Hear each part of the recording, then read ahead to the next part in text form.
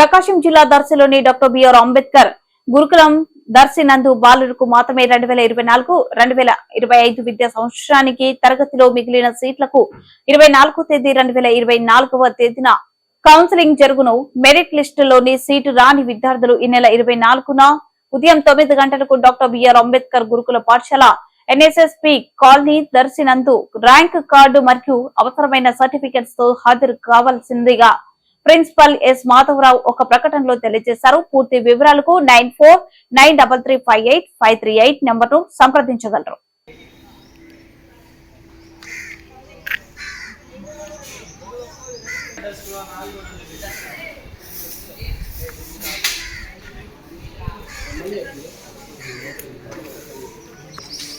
దేనికి ప్రవార్త